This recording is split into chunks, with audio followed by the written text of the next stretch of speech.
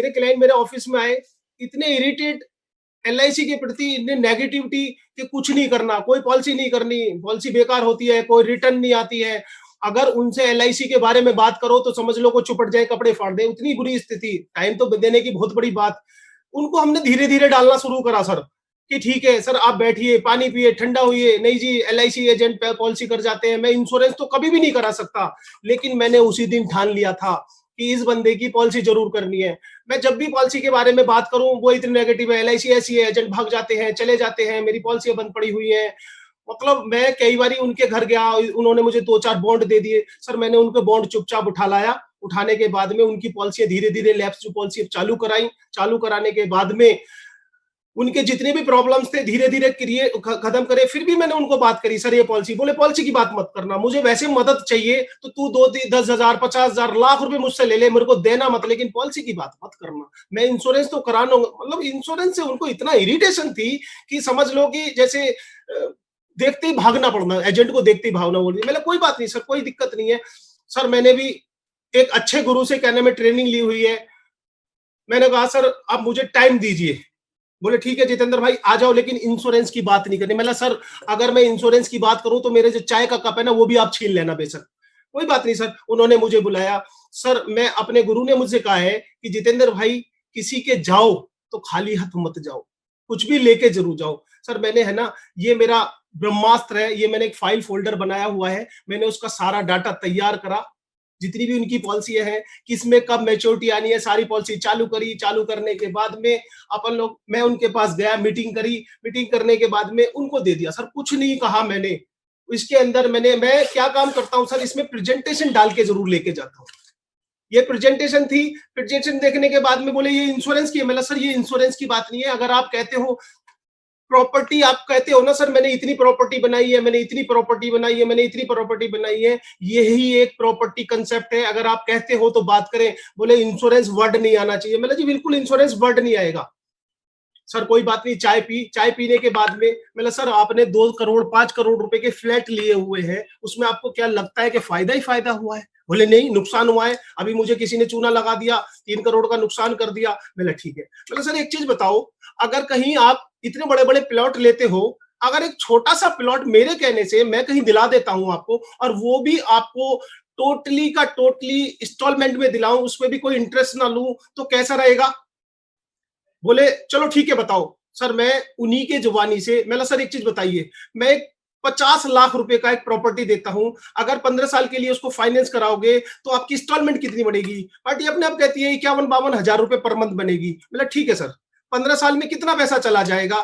Party ने calculation करके बता दिया कि मेरा 72-73 लाख रुपए चला जाएगा। मैंने जी अब एक चीज मुझे बताइए कि जो 15 साल में जो प्रॉपर्टी है आपकी, आप ही की प्रॉपर्टी की बात कर रहा हूं, अभी मैं अपनी प्रॉपर्टी की बात नहीं कर रहा। आपकी जो प्रॉपर्टी है, जो 50 लाख की प्रॉपर्टी, कितनी हो जाएगी? बोले कहां हो जाती है, दुगनी हो जाएगी, ढाई गुनी हो जाएगी, अभी मेरा नुकसान हो जाए। मैंने जी आप प्रॉफिट लेके पकड़िए, पकड़िए तो सही, बताइए तो सही। बोले ठीक है, मेरी प्रॉपर्टी 50 लाख की जो प्रॉपर्टी है वो लगभग 1 करोड़ 20 लाख की हो जाएगी। मतलब जी 1.25 करोड़ होगी, मान ले इस बात को। बोले ठीक है। मतलब सर आपका कितना पैसा पहुंच गया?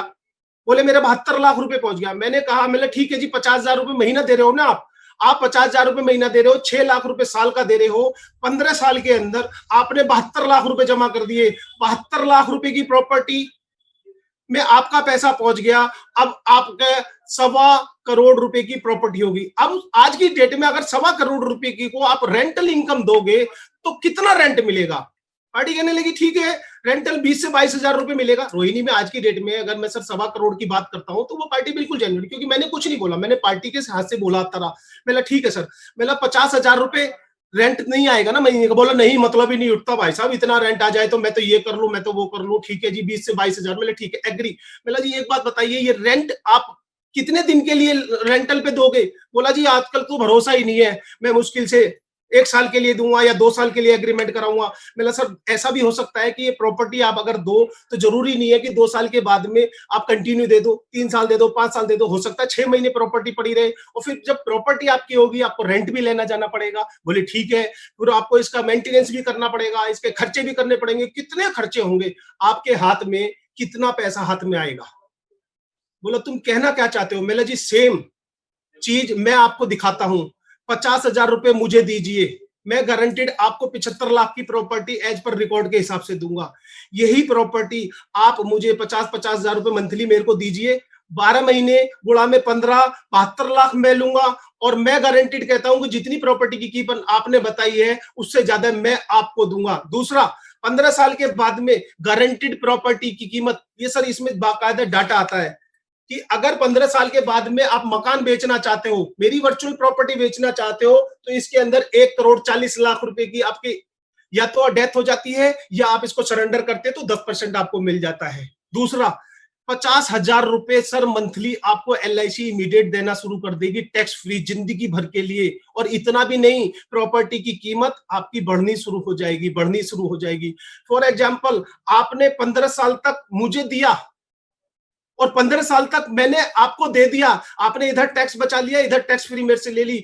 अगर फिर भी इस काम को आप कहते हो जितेंद्र भाई मुझे अब ये प्रॉपर्टी बेचनी है या डेथ हो जाती है, तो भी इसमें गारंटेड लिखा हुआ है कि 30 साल के बाद में आपको जो पैसा मिलेगा लगभग 2.5 करोड़ रुपए मैच्योरिटी अमाउंट या सरेंडर अमाउंट आप इसको ले सकते हो। पार्टी का सर चेंज हो गया, इमीडिएट चेंज हो गया। बोला अगर मैं 1 लाख रुपए महीना लूं तो, मैंने सर 1 लाख रुपए महीना अपना देना पड़ेगा। बोला ठीक है, अगर मैं अपने बच्चों के नाम से एक एक प्लॉट लूं तो, मैंने बच्चों के नाम से ले लूंगा। सर पार्टी बड़ी इंटरेस्टेड हुई, 1 कप और चाय आई उस टाइम पे। चाय आने के बाद में हमें कोई बात नहीं है, चाय आई, मुझे पता लगा था जो बंदा LIC के नाम से चिढ़ता था वो भी, मैंने LIC की बात नहीं करी है सर उसमें। अभी तो सिर्फ प्रॉपर्टी है, प्रॉपर्टी कहां मिलेगी, मैंने सर कनॉट प्लेस में लीजिए, आप बांद्रा में लीजिए, आप जहां मर्जी लीजिए। फाइनल ये हुआ, पार्टी एग्री हुई, 50,000 मेरे बच्चे के नाम से, 50,000 मेरे दूसरे बच्चे के नाम से, 1 लाख रुपए मेरे नाम से, 2 लाख रुपए, 2 लाख रुपए महीने की जितेंद्र भाई इंश्योरेंस कर दो। फिर मैंने कहा, मैंने सर मंथली नहीं, इसको आप ईयरली दीजिए। कौन मंथली मंथली के चक्कर में पड़ता है। बोला ठीक है, 24 लाख रुपए का पार्टी ने चेक बना के दिया मुझे सर। जो बंदा 1 रुपए का चेक नहीं देता था, जो बंदा, फिर जब उसने चेक साइन करके दे दिया, मैंने सर आपको एक चीज और बता देता हूं, आप इसमें पहले दिन ही अगर कुछ हो जाता है तो आपकी जो वर्चुअल प्रॉपर्टी है, ओरिजिनल प्रॉपर्टी से कुछ नहीं मिलने वाला। मेरी प्रॉपर्टी नॉर्मल डेथ 75 लाख की कवर करेगी, 1.5 करोड़ इंश्योरेंस भी, बोले इंश्योरेंस आ गया ना, मैंने सर फ्री में मिल रहा है तो आपको क्या बुराई है। आपने जो प्रॉपर्टी ली है, लोन पे ली है, उसमें भी पार्टी उसने इंश्योरेंस करके दिए ना बैंक में। बंदा बड़ा इंटरेस्टेड हुआ और सर वहां से मुझे पूरा का पूरा 24 लाख का प्रीमियम मिला।